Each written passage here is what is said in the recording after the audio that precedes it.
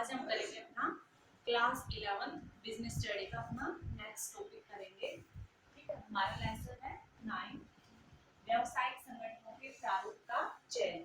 अभी तक हम व्यावसायिक संगठन के प्रारूप पढ़ के आए हैं। ठीक है, एकाकी, साझेदारी, संयुक्त हिंदू परिवार, कंपनी, ठीक है, ये सब हमने पढ़े हैं। अब हम ये देखेंगे कि उनमें से हम किसका चयन करें। जैसे किसी व्यक्ति को कोई व्यवसाय स्टार्ट करना है तो उसके आगे क्वेश्चन आएगा कि वो कौन सा स्टार्ट करे, एकाकी करे या किसी के साथ पार्टनरशिप में करे, या वो जो है अपनी फैमिली के साथ ही करे, संयुक्त हिंदू परिवार, या फिर वो सहकारी समिति को अपनाए, या फिर वो कंपनी का जो है कंपनी खोल के अपना व्यवसाय करे। तो यही आज के टॉपिक में है कि उस प्रारूप का चयन कैसे किया जाए। ठीक है, कई बातें आ जाती हैं उस चयन के टाइम पे, कई बातों पे डिपेंड करता है किसी भी व्यवसाय का चयन। ठीक है, तो आज हम यही पढ़ेंगे। तो सबसे पहले है स्वरूप का चयन, कि हमें कौन से स्वरूप का चयन करना है, ये किन बातों पे डिपेंड करेगा। तो फर्स्ट है पूंजी की आवश्यकता। पूंजी की आवश्यकता, इसमें क्या है कि सबसे पहले हम ये देखेंगे कि हमारे पास पूंजी कितनी है। ठीक है, किस व्यवसाय में कितनी पूंजी की आवश्यकता है। तो हमें पता है एकाकी व्यवसाय में बहुत कम मात्रा में पूंजी चाहिए, साझेदारी में भी थोड़ी सी ज्यादा चाहिए, उसके बाद संयुक्त हिंदू परिवार और जो है सहकारी समितियां, इन सब में जो है इतनी ज्यादा पूंजी की आवश्यकता नहीं होती। बकायदा कंपनी में ज्यादा हमें पूंजी लगानी पड़ती है। ठीक है, तो अगर हम एक ऐसा व्यवसाय खोलना चाहते हैं जिसमें हम कम पूंजी लगाना चाहते हैं, ठीक है, अगर हमारा उद्देश्य है कि हम कम पूंजी में कोई व्यवसाय शुरू करें, तो हम किसका सिलेक्शन करेंगे, एकाकी का, या आप साझेदारी भी इसमें सिलेक्ट कर सकते हो। उसके बाद जो है ज्वाइंट हिंदू फैमिली जाएगा और कोऑपरेटिव सोसाइटीज, या फिर उसके बाद में कंपनी। तो इस तरह से ये पूंजी जाएगी। ज्यादा पूंजी है तो आप कंपनी की तरफ चले जाइए, एकाकी में बिल्कुल कम पूंजी और इनमें मीडियम जाती जाएगी, एवरेज पूंजी आपको लगानी पड़ेगी। ठीक है, तो ये था पूंजी के ऊपर व्यवसाय का सिलेक्शन। सेकंड है स्वामियों का दायित्व। अब आपको देखना है कि जो व्यवसाय में पूंजी लगाएंगे जो स्वामी, उनका दायित्व आप कैसा रखना चाहते हो। अगर आप चाहते हो कि उनका दायित्व जो है सीमित रहे, ठीक है, अगर आप चाहते हो कि सीमित दायित्व रहे, तो आप किसको चुनोगे, कंपनी को, क्योंकि कंपनी में जो व्यक्ति जितने पैसे लगाता है, ठीक है, उतने इनकी शेयर्स में जितने पैसे लगाए हैं वो उतने तक का ही उसका दायित्व होता है। ठीक है, साझेदारी, साझेदारी में भी क्या होता है, उसमें तो पार्टनर्स दो टाइप के थे, एक असीमित वाला भी था, सीमित। तो पार्टनरशिप को हम क्लियर कट नहीं कह सकते कि इसमें जो है सीमित हो जाएगा। ठीक है, दूसरा संयुक्त हिंदू फैमिली में भी ऐसे ही था, अगर मेन करता है तो उसके दायित्व असीमित होंगे। तो वो भी हम ऐसे नहीं कह सकते कि अगर हम संयुक्त हिंदू परिवार व्यवसाय करेंगे तो हमारे दायित्व सीमित होंगे, नहीं, क्योंकि कर्ता के लिए तो वहां पर भी दायित्व क्या थे, असीमित थे। ठीक है, उसके बाद तो अगर हमारा हम मेन किसमें अगर सीमित है तो हम कंपनी पर करेंगे। अगर असीमित दायित्व का भी कुछ ये नहीं है कि हाँ नहीं हमें असीमित ही चाहिए, अगर आप असीमित दायित्व भी सहन कर सकते हैं तो आप किसको चुन सकते हो, एकाकी को या फिर पार्टनरशिप को भी।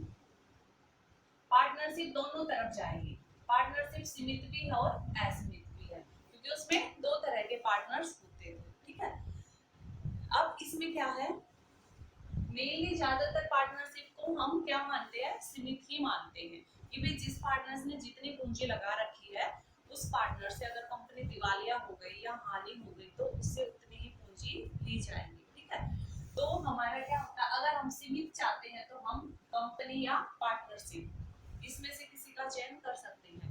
अगर हम चाहते हैं कि स्वामियों के दायित्व पर असीमित बेशक से हो जाए, कोई फर्क नहीं पड़ता, तो हम एकाकी का सिलेक्शन कर सकते हैं, क्योंकि एकाकी व्यवसाय में तो क्या था, सब कुछ उस एक व्यक्ति के ऊपर है, अगर लॉस हो गया तो उसी को चुकाना है, चाहे वो अपनी निजी संपत्ति बेचे, दुकान बेचे, घर बेचे, कुछ भी बेचे।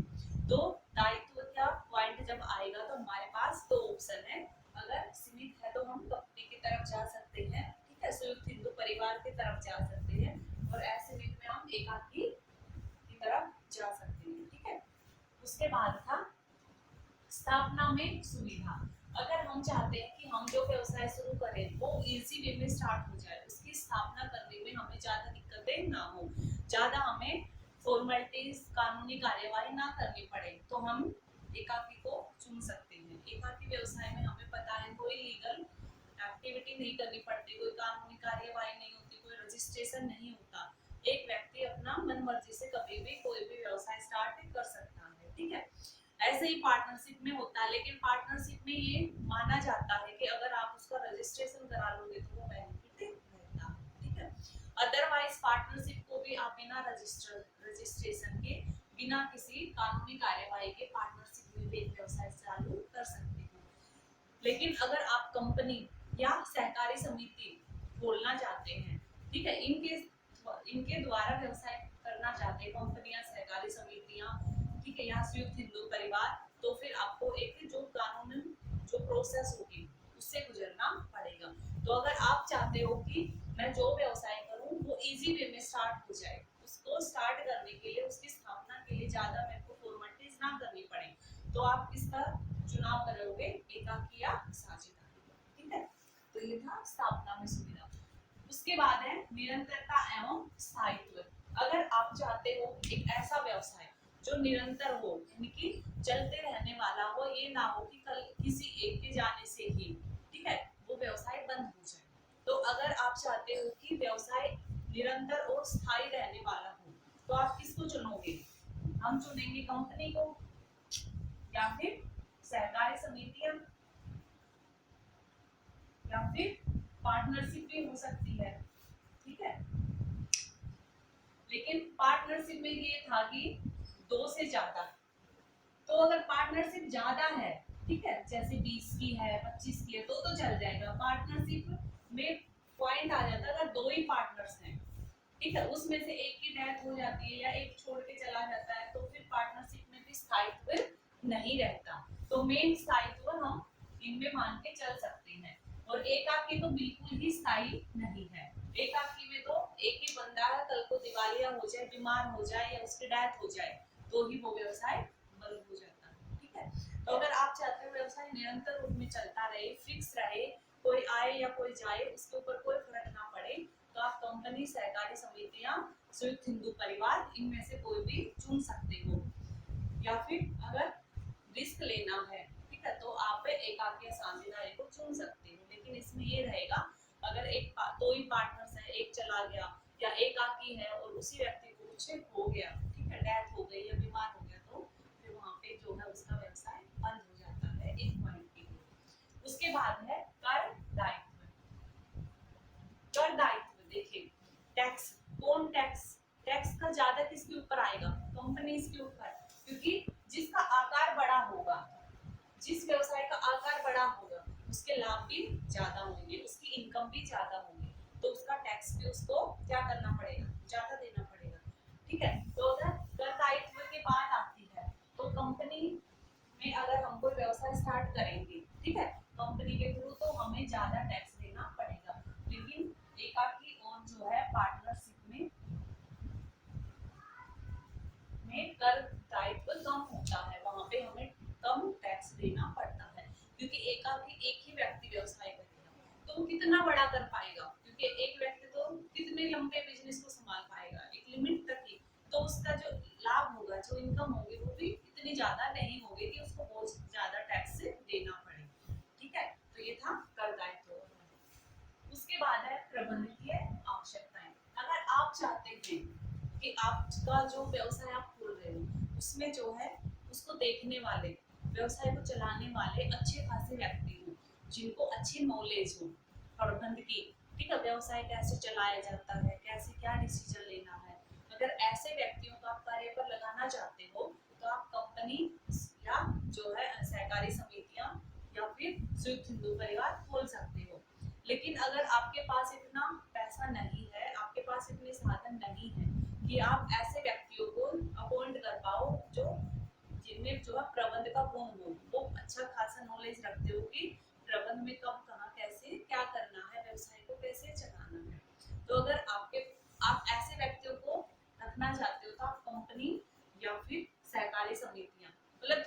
बड़े लेवल का व्यवसाय आप चालू कर सकते हो, लेकिन आपके पास इतना नहीं है कि आप स्पेशल किसी व्यक्ति को अपॉइंट कर व्यवसाय को से जुड़े हुए निर्णय लेने के लिए।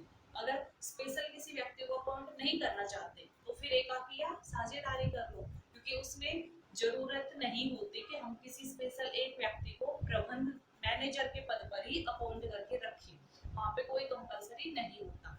लेकिन जो बड़े व्यवसाय हो जाते हैं, ठीक है, जैसे कंपनीज है, वहाँ पे आपको मैनेजर को रखना पड़ेगा, क्योंकि वहाँ पे हर दिन में ही इतने जो है एक ही दिन में हमें कई तरह के डिसीजन लेने पड़ते हैं, ठीक है।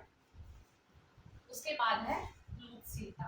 अगर आप चाहते हो कि आपके व्यवसाय में, ठीक है, बदलते हुए टाइम के हिसाब से आप उसको चेंज कर सको, यानी कि आपके जो व्यवसाय आप कर रहे हो उसमें लोचशीलता हो, आप अपनी मर्जी से उसको चेंज कर सको कि अब मेरे को इसका आकार छोटा करना है, बड़ा करना है, तो आप किसको चूज करोगे? जो छोटा व्यवसाय है वो तो मर्जी से चेंज हो सकता है। अब अगर हमने इतना बड़ा लेवल पे कोई व्यवसाय स्टार्ट कर रखा है, उसमें चेंज करें तो बहुत टाइम लगेगा, वो इतना जल्दी जो है फ्लेक्सिबल नहीं हो पाएगा। तो अगर आप चाहते हो कि आप जो व्यवसाय करें वो लोचशील हो, यानी कि टाइम के हिसाब से या जो परिवर्तन हम आसपास देखते हैं उसके हिसाब से हम अपने व्यवसाय में चेंज कर सकें, तो इसके लिए तो हमें एकाकी पार्टनरशिप हम जो छोटे व्यवसाय है वो ही अपना सकते हैं, क्योंकि कंपनी में तो पूरी बड़ी लंबी चौड़ा व्यवसाय होता है, वहां पे हम जो है एक दिन में या कुछ एक टाइम के अंदर कोई भी चीज नहीं ला सकते, उसकी पूरी एक लंबी प्रोसेस होती है और उसको उस परिवर्तन को लागू करने में भी टाइम लगता है। तो अगर लोचशीलता आपके लिए महत्वपूर्ण है तो फिर आप एकाकी या पार्टनरशिप में जा सकते हैं। उसके बाद है उत्पादन का पैमाना। वो कि अगर आप चाहते हो कि आप जो व्यवसाय करें वो बड़े स्तर का हो, उसका पैमाना, उसका जो है स्केल ज्यादा हो, ठीक है, वो ज्यादा दूर में जो है व्यवसाय करें, ज्यादा जगहों पर आपका व्यवसाय फैलाने का अगर मोटिव है, उद्देश्य है, तो आप किसको चूज करोगे? ठीक है, तो हम चूज करेंगे कंपनी को। सहकारी समितियां भी लंबा चौड़ा व्यवसाय संभाल सकती हैं, लेकिन मेन कंपनी है, ठीक है। लेकिन अगर आप चाहते हो कि आप एक छोटे से लेवल पे, छोटा स्केल पर ही आप व्यवसाय चालू करना चाहते हो, तो अगर बिल्कुल छोटा देखना आपको एक कस्बे में हो जाए या एक जो है एक एरिया में ही हो जाए, तो आप एकाकी चालू कर सकते हो। आप चाहते हो कि बस एक शहर के अंदर आपका व्यवसाय चलाना है, आप पार्टनरशिप कर सकते हो, 2 या 3 बंदे मिलके। आप पूरे मतलब पूरा एक स्टेट में करना चाहते हो तो फिर आपको रोड पर बढ़ना पड़ेगा। तो अगर आपका व्यवसाय का करने का एरिया, स्केल, पैमाना, क्षेत्र छोटा है तो आप एकाकी साझेदारी में जा सकते हो। बड़े स्तर पे अगर व्यवसाय करना चाहते हो तो आपको फिर कंपनी का जो है कंपनी में जाना पड़ेगा, कंपनी का व्यवसाय करना पड़ेगा, ठीक है। व्यवसाय के कंपनी वाले भाग को चूज करना पड़ेगा।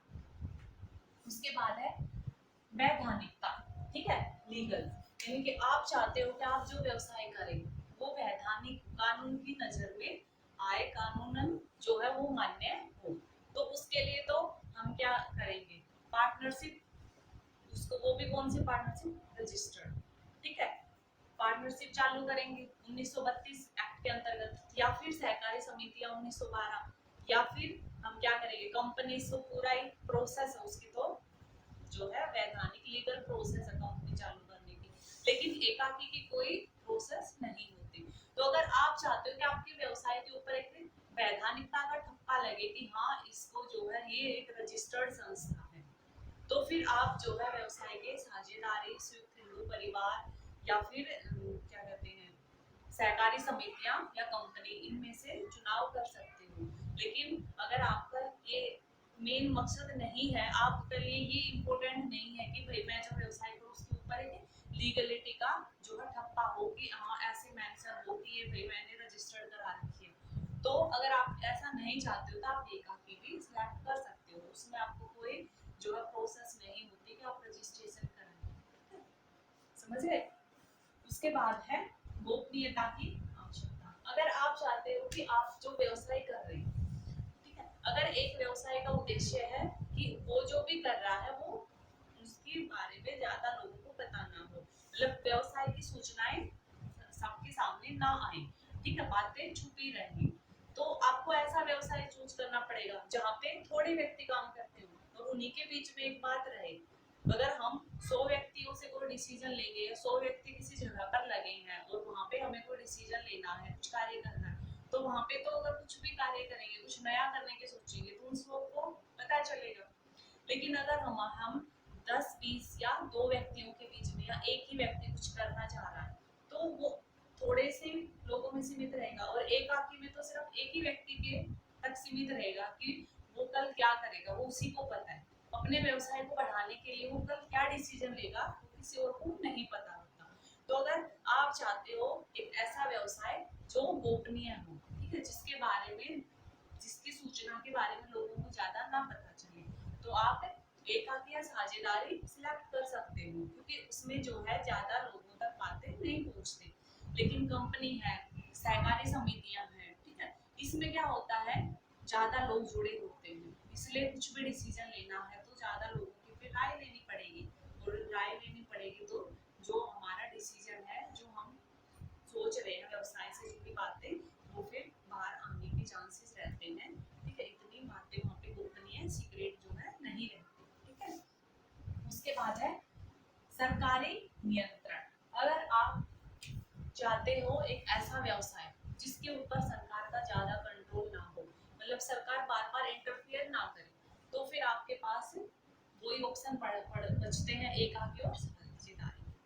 अगर आप कंपनी या सहकारी समितियों में तो पूरा सरकार का ही रहता है क्योंकि उनको राज्य का जो सरकारी कार्यालय होता है, सहकारी कार्यालय जहाँ पे उसका रजिस्ट्रेशन होता है, उस ऑफिस में हमें अपने पूरे एक साल के आंकड़े दिखाने पड़ते हैं।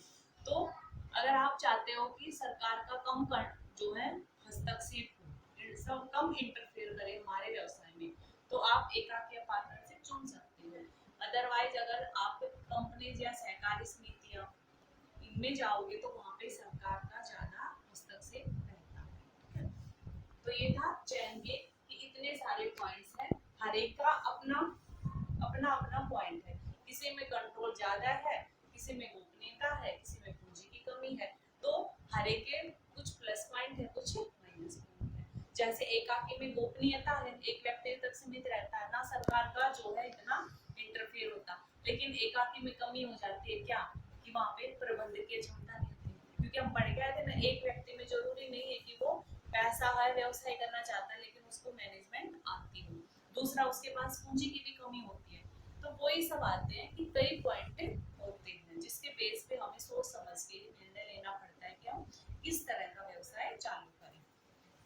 नेक्स्ट हमारा पॉइंट है व्यवसाय प्रारंभ करते समय ध्यान रखने योग्य मुख्य बातें अथवा समस्याएं, कि एक व्यवसाय को चालू करते समय कौन से मेन पॉइंट्स को हमें ध्यान में रखना पड़ता है या कौन सी ऐसी समस्याएं हो सकती हैं, ठीक है, जिनको हमें पहले से ध्यान में रखना पड़ेगा। अगर हम इन पॉइंट्स की तरफ ध्यान नहीं देंगे तो बाद में हमारे सामने समस्या पैदा हो सकती है। ठीक है, तो फर्स्ट है व्यवसाय का चुनाव। हमें जो है अपने व्यवसाय का चुनाव बहुत सोच समझ के करना चाहिए। हमें देखना है कि हम किस तरह का व्यवसाय करना चाहते हैं। ठीक है, हम उत्पादन से रिलेटेड है या क्रय विक्रय से रिलेटेड चाहते हैं या फिर हमको सर्विस देना चाहते हैं, तो व्यवसाय का चुनाव कई बातों पर डिपेंड करता है, क्योंकि व्यवसाय के चुनाव के ऊपर ही फिर किसमें कितना पैसा लगेगा वो भी उसी पे डिपेंड करेगा। अगर हम चाहते हैं कि हम खुद ही प्रोडक्शन करें, यानी कि खुद ही माल को बनाएं और खुद ही बेचें, तो वहाँ पे हमें पैसा भी ज्यादा चाहिएगा। अगर हम चाहते हैं कि हम बना बनाए माल मार्केट से लेके आए और आगे जाके हमारा काम क्या हो सिर्फ सेलिंग का, बेचने का, तो वहाँ पे फिर भी पूंजी कम चाहिए। तो सबसे मेन पॉइंट आता है व्यवसाय का चुनाव। ये व्यवसाय के चुनाव के टाइम पे हमें पूरा सोच समझ के ये देखना चाहिए कि हम किस तरह के व्यवसाय का चुनाव करें, ठीक है, जो हमारे लिए बेनिफिट हो, जो हमारे लिए लाभदायक हो, हमें ऐसे चुनाव को सिलेक्ट करना चाहिए।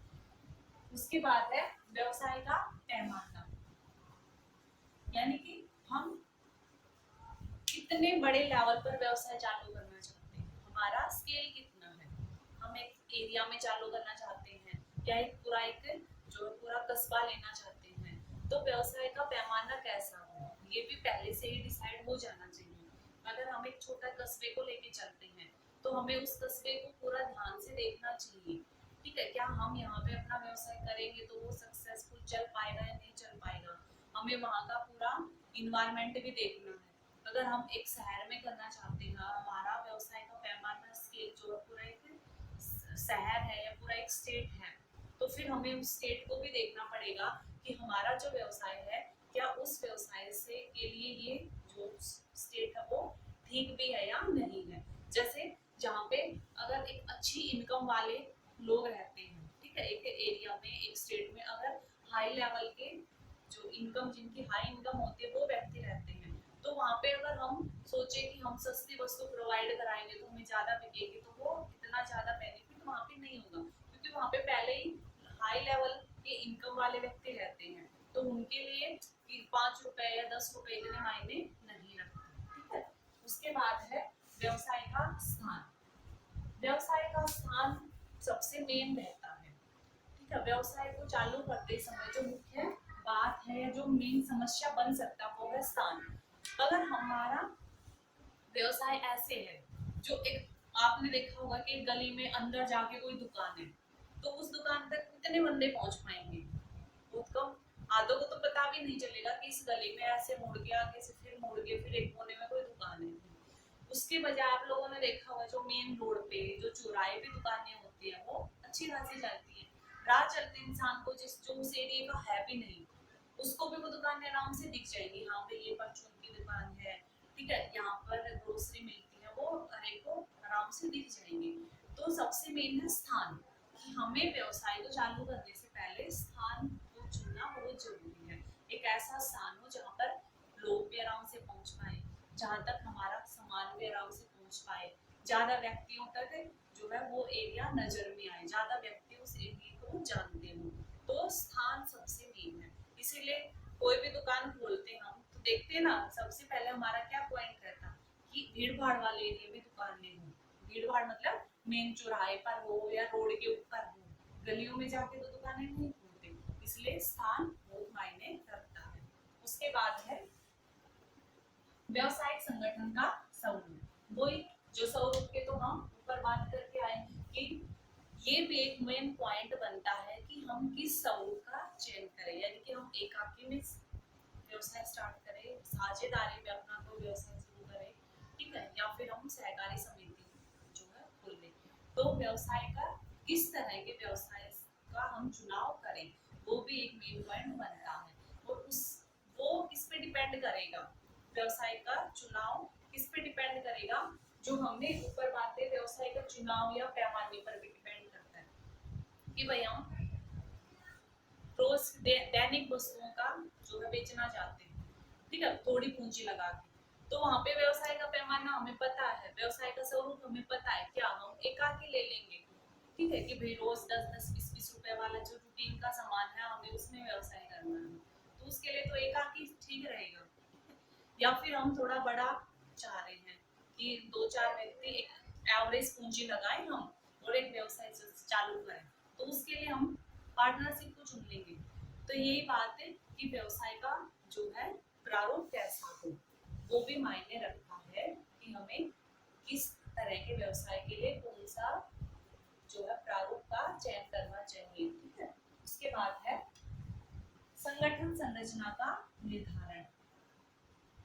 व्यवसाय का चुनाव होने के बाद कि हमें इस व्यवसाय में करना, इस एरिया में करना है, ठीक है, हमें पार्टनरशिप में करना है या कंपनी खोलनी है, उसके बाद हमारा पॉइंट आता है संगठन। संगठन क्या कि मतलब पहले ही ये डिसाइड कर लेना, व्यक्तियों का पहले ही ये देख लेना कि इस व्यवसाय में मेरे को कितने व्यक्ति चाहिए, कितने कर्मचारी चाहिए, कौन सा कर्मचारी किस पोस्ट के लिए चाहिएगा, यानी कि मेरे को 4 क्लर्क चाहिए, 2 मेरे को चपरासी चाहिए, 3 मेरे को सेल्समैन चाहिए। तो यही होता है संगठन, यानी कि पहले से ये देखना कि कितने व्यक्तियों की जरूरत किस पोस्ट पर पड़ेगी, उस सब का पहले से ही निर्धारण कर देना, वो होता है संगठन। तो हमें ये कार्य भी पहले करना पड़ेगा, व्यवसाय को चालू करने से पहले हमें ये डिसाइड करना पड़ेगा, क्योंकि हमने चालू कर दिया और अभी तक हमने कलर को अपॉइंट किया नहीं, सेल्समैन हमने लगाए नहीं है, तो कोई दुकान पे वस्तु दिखाने वाला ही नहीं है, ग्राहक आएगा तो उसको कौन कौन वस्तु दिखाएगा। इसलिए जो है संगठन का संरचना का निर्धारण भी जरूरी है कि किस पद पर कितने व्यक्ति हमें चाहिए।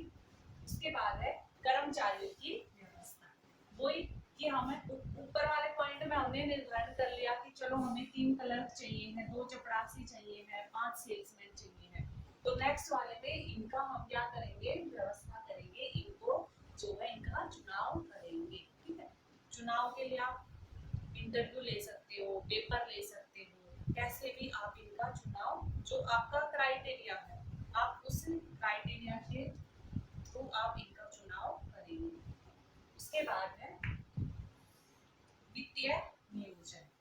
वित्तीय नियोजन यानी कि पैसे पैसे की वित्तीय नियोजन, वित्तीय यानी कि फाइनेंशियल, पैसे से रिलेटेड, नियोजन यानी कि प्लानिंग, पहले से ही सोच समझ लेना कि हमें कल को कितने पैसे की जरूरत पड़ेगी। ठीक है, तो भविष्य में हमें कितने वित्त की, कितने पैसे की जरूरत पड़ती है, इसका पहले से ही अनुमान लगा लेना है, क्या होता है वित्तीय नियोजन। तो हमने देखी ऊपर वाले में हम ये भी डिसाइड कर चुके कि हमें किस तरह का व्यवसाय सिलेक्ट करना है, कौन सा प्रारूप संरचना हमें कौन सी चाहिए, एकाकी या पार्टनरशिप, कैसे कौन सी जगह पे करना है, कितने कर्मचारी लगेंगे, तो सब कुछ हमने पहले पेपर वर्क पे कर लिया। तो अब हमें आइडिया भी हो गया कि हमें कितना पैसा चाहिएगा। तो अब उस पैसे का नियोजन करना, प्लानिंग करना, ठीक है, कि हमें कितना पैसा चाहिएगा, इस सब के पहले ही हम कैलकुलेट कर लेते हैं। और ये निर्धारण भी 3 पॉइंटों में जाएगा। फर्स्ट है पूंजी की मात्रा का निर्धारण, यानी कि वित्तीय नियोजन में हम क्या क्या देखते हैं। वित्तीय नियोजन में हम सबसे पहले देखेंगे कि पूंजी की कितनी मात्रा चाहिए, यानी कि हमें कुल कितनी पूंजी चाहिए, कितने पैसे चाहिए एक व्यवसाय को शुरू करने के लिए। दूसरा है पूंजी के स्रोतों का निर्धारण, यानी कि अब हमें पता चल गया कि चलो हमें जो है 10 लाख रुपए चाहिए, जो हम ऊपर सिलेक्ट कर चुके कि भाई हमें पार्टनरशिप खोलनी है, उस जगह पे खोलने इतने कर्मचारी चाहिए, तो उन सबका टोटल लगा के देखा कि हमें कितना चाहिए पैसा, 10 लाख। अब हम दूसरे स्टेप पे देखेंगे कि ये 10 लाख हम कहाँ से ले सकते हैं। तो दो पार्ट, अगर 4 पार्टनर्स ने मिलकर लगाया तो 4 पार्टनर्स मान लो 10-10 हजार लगाएंगे तो 40,000 तो चलो पार्टनर से मिल गया। अब बच गए कितना, 60,000। वो इस 60 को भी सोच सकते हैं, बांटेंगे कि भाई 60 में से हम 20,000 क्या कर लेंगे, बैंक से ले लेंगे। ठीक है, 30,000 हम क्या करेंगे, किसी से उधार पे लेंगे। 10 लाख, हाँ, तो 10 लाख आपने 40,000 और 60,000। ठीक है, उसके बाद हम तो ये 10 लाख का तो ये हो गया 60,000, 6 लाख है और ये 4 लाख, तो 6 लाख है हम, तो 2 लाख यहाँ से बैंक से ले लिया, 3 लाख हम बाहर से कई लोगों से उधार लेंगे, अब बच गया 1 लाख। तो 1 लाख का भी हम सोच सकते हैं कि हम क्या करेंगे, हम शेयर्स या फिर ऋण पत्र, ठीक है, कि हम लोगों को क्या दे देंगे, ऋण पत्र दे देंगे कि आप हमारे डिबेंचर्स, आप हमारे ऋण पत्र खरीदिए, आपको जो है हर महीने ब्याज मिलेगा, और जब हमारे पास पैसे होंगे तो हम आपको वो पैसा वापस कर देंगे, जितना पैसा आपने हमें दे रखा है, जब तक नहीं देंगे तब तक आपको ब्याज मिल जाएगा। तो ये कई ऐसे कई तरह के स्रोत होते हैं, कई सोर्स होते हैं पैसे इकट्ठे करने के। तो आपको सेकंड स्टेज पे ये देखना है कि उस पहले में तो हमने देख लिया कि 10 लाख चाहिए, दूसरे में ये देखेंगे कि उस 10 लाख को हम कहाँ-कहाँ से इकट्ठा कर सकते हैं, किन-किन साधनों से कर सकते हैं। थर्ड पॉइंट में हम प्रतिभूतियों का समय मूल्य। प्रतिभूति की वही, अगर हमने बैंक से लिया है, बैंक से लोन लिया है, या फिर हमने अपनी कोई जमीन, पार्टनरशिप में जो जमीन थी उसको गिरवी रख के बैंक से पैसा लिया है, या फिर डिबेंचर्स के थ्रू लोगों से पैसा लिया है, तो वो कितने टाइम के लिए लिया है, ठीक है, उसका समय, और वो कितने मूल्य के हैं, कि कितने पैसे हमें इस तरह से लिए हैं, वो पैसे और कितने समय के लिए हमने ये, जैसे बैंक से लोन लिया, वो कितने टाइम के लिए लिया है, वो सब भी यहाँ पे हमें पहले से ही डिसाइड करना पड़ता है, पहले से ही हमें इन सब के का कार्य करना पड़ता है कि हम कैसे अपने काम को किस तरह से करेंगे। उसके बाद है स्थायी संपत्तियों की व्यवस्था। व्यवसाय में सबसे मेन क्या होता है, फिक्स्ड एसेट, स्थायी संपत्ति, यानी कि अगर हम कोई व्यवसाय चालू करना चाहते, कोई दुकान खोलना चाहते, तो सबसे मेन हमारे लिए क्या है, वो दुकान का सामान नहीं, सबसे मेन क्या, दुकान, इनकी वो जमीन जहाँ पे एक दुकान खड़ी है। तो एक व्यवसाय में हमें इतनी स्थायी संपत्तियां क्या होती है? ऐसी संपत्तियां जो हम निकट भविष्य में कि आने वाले टाइम में साल 6 महीने में ये नहीं कि हम उनको बेच देंगे। ऐसी संपत्तियां जो हम कई लंबे टाइम तक अपने पास रखेंगे, उनका हम उपयोग करेंगे। हम उन संपत्तियों को इसलिए नहीं खरीदते कि हम उसको कल बेच देंगे, ठीक है। तो ऐसी संपत्तियां जिनका हम लंबे समय तक उपयोग करने वाले हैं, खुद के प्रयोग के लिए यूज करने वाले हैं, या जो हम व्यवसाय कर रहे हैं उस व्यवसाय में हम उनका उपयोग करेंगे, तो उन संपत्तियों को कहते हैं स्थायी संपत्ति। तो एक व्यवसाय में कितनी ऐसी संपत्तियों की जरूरत है, कितनी जमीन की जरूरत है, ठीक है, कितनी मशीनों की जरूरत है, क्योंकि जमीन भी हम जल्दी से थोड़ी ना बेच देंगे, जो उस फैक्ट्री में मशीनें लगाएंगे वो भी थोड़ी ना बेचने के लिए है। तो ये होते हैं स्थायी संपत्ति। तो ऐसी कितनी संपत्तियों की जरूरत है उसको भी पहले से ही तय करना पड़ता है। उसके बाद है संयंत्र प्लांट की स्थापना। इनकी हमने पहले अब डिसाइड कर लिया कितनी पैसे चाहिए, इतनी स्थायी संपत्तियां चाहिए। अब है कि प्लांट, उसमें जो मशीनरी लगेंगी, ठीक है, उसकी स्थापना के लिए कितने पैसे चाहिए, कितनी मशीनें लगाई जाएंगी, कहाँ से मंगवाई जाएंगी, इन सबको भी पहले से ही तय करना पड़ता है। पहले से ही इनका भी निर्धारण करके चलना पड़ेगा। अगर हम कोई व्यवसाय चलाना चाहते हैं और ऐसा चलाना चाहते हैं कि कल को कोई मुश्किल, कोई समस्या ना क्रिएट हो, तो कौन सी प्लांट्स, कितनी मशीनें कहाँ से कितनी मात्रा में खरीदे जाएंगे, ये भी पहले से ही डिसाइड करना पड़ता है। उसके बाद है व्यवसाय आरंभ करना। इनकी इन सब पॉइंटों के बाद हम अपना व्यवसाय चालू कर सकते हैं।